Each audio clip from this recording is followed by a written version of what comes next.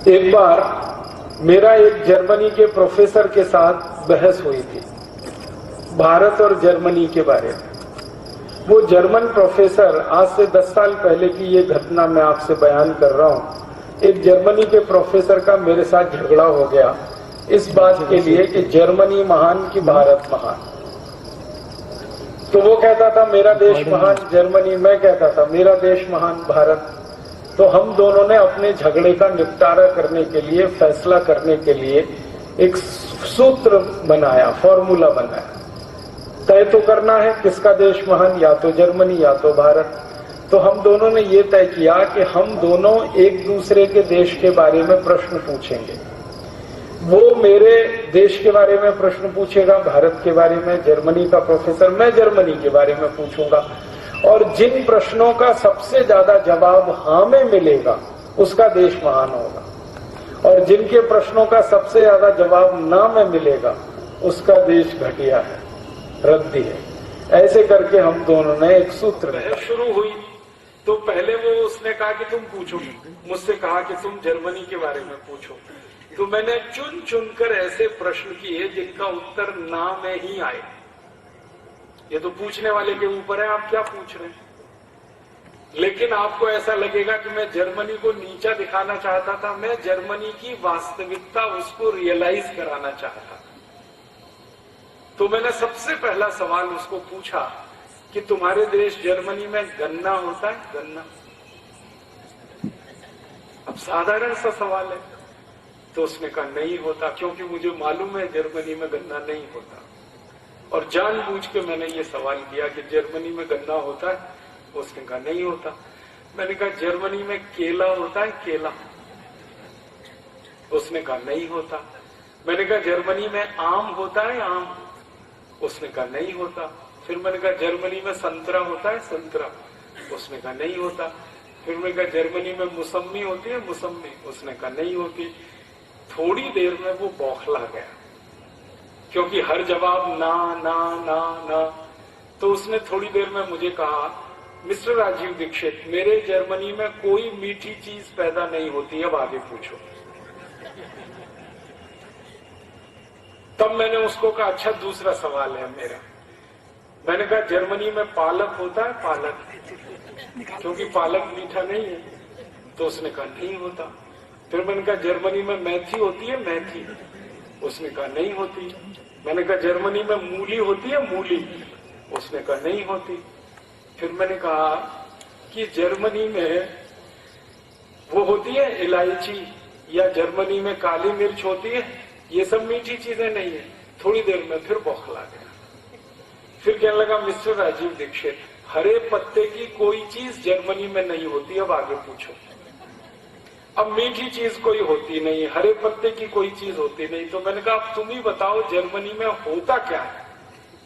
तो उसने कहा जर्मनी में एक तो होता है आलू, पोटैटो, और दूसरा होता है प्याज, ओनियन। अब आलू में प्याज मिला के खाओ या प्याज में आलू मिला के खाओ, हमारे पास दो ही चीजें होती हैं। फिर मैंने कहा कि जर्मनी के दुकानों में इतना सारा माल बिकता है, केला भी बिक रहा है, गन्ना भी बिक रहा है, आम भी बिक रहा है, संतरा भी बिक रहा है, तो ये कहां से आता है? तो उसने धीरे से कहा ये सब भारत से आता है। तो मैंने कहा किसका देश महान? तो चुप हो गया, बोला नहीं।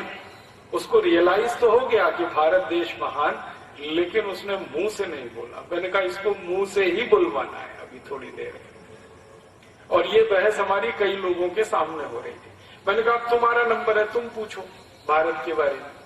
तो वो थोड़ा फंस गया। उसने वही सवाल पूछना शुरू किया जो मैंने पूछे थे। उसने कहा भारत में गन्ना होता है? मैंने कहा भैया उत्तर भारत, दक्षिण भारत, पूर्वी भारत, पश्चिम भारत, मध्य भारत, पूरे भारत में गन्ना होता है। और भारत में 6,38,365 गांव हैं। इनमें से 4 लाख गांवों में गन्ना होता है।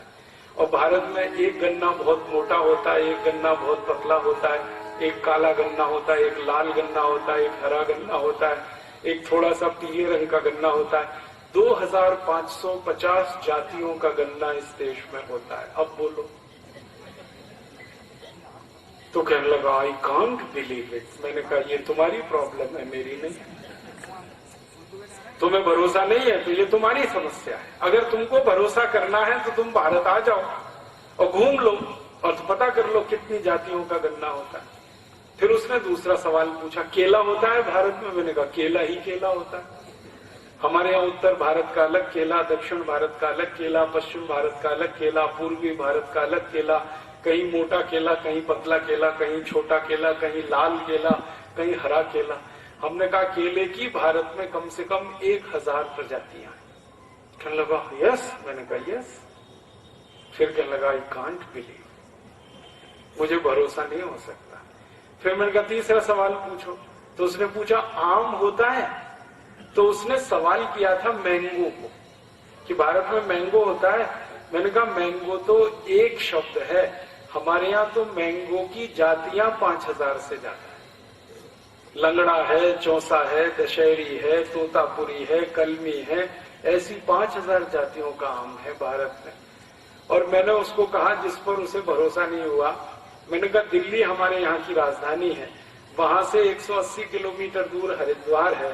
दिल्ली हरिद्वार के बीच में 500 जातियों का आम होता है, इतनी दूरी में, खाली 180 किलोमीटर। और भारत में 3 लाख से ज्यादा गांवों में आम होता है।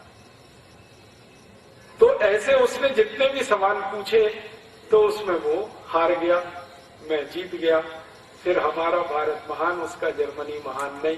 तब उसने अंत में कहा कि मैं भारत देखना चाहता हूं। मैंने कहा कभी भी आओ, देखने के लिए कोई मुश्किल नहीं।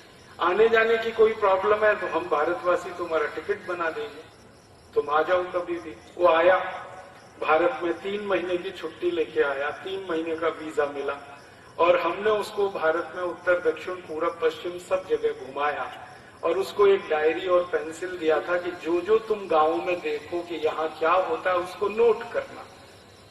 जब आखिरी में वो वापस जाने लगा तो मैंने कहा तुम्हारी डायरी में क्या नोट किया है तुमने? तब उसने कहा कि भारत के एक एक गांव में 2000 से ज्यादा वस्तुएं पैदा होती हैं, जो मैं पहले विश्वास नहीं कर सकता। और वो उसने खुद कहा कि इंग्लैंड में और पूरे यूरोप में 2 या 4 वस्तुएं पैदा होती हैं सभी गांवों में, और यहाँ एक एक गांव में 2000 वस्तुएं पैदा होती हैं। तब उसने कहा तुम्हारा देश महान। तो मैंने कहा अब बोलो तुम्हारा क्या कहना है भारत के बारे में? तो उसने कहा कि मेरी इच्छा है कि मैं भारत में रहूं। तो मैंने कहा सिटीजनशिप नहीं मिलेगी तुम्हें। तो कहने लगा वो क्या करना पड़ेगा? मैंने कहा भारत में जन्म लो।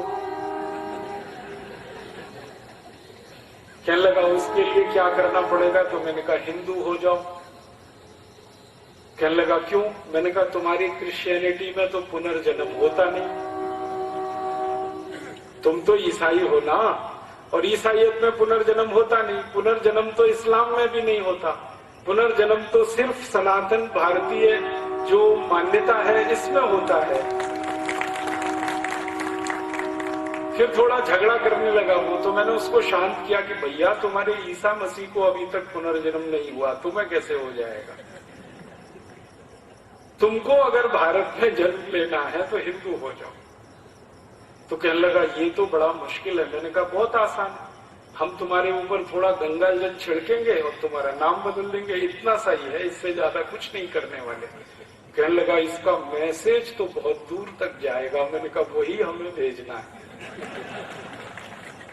ये मैसेज जर्मनी तक जाए, वही तो हम चाहते हैं। कहने लगा फिर मैं सोच के बताऊंगा। मैंने कहा ठीक है। फिर जाते जाते वो यही कह के गया कि मैं जीसस से प्रार्थना करूंगा कि अगला जन्म भारत में मिले। मैंने कहा वो प्रार्थना तुम्हारी नहीं स्वीकार होगी, क्योंकि ईसाइयत में पुनर्जन्म होता ही नहीं है। पुनर्जन्म वाली एक ही दुनिया में सभ्यता है जिसको हम भारतीय सभ्यता कहते हैं। ये भारत की विशेषताओं में से एक है। मैंने कहानी के माध्यम से आपको कई चीजें बता दी कि भारत में बहुत कुछ ऐसा होता है जो दुनिया में कहीं नहीं होता।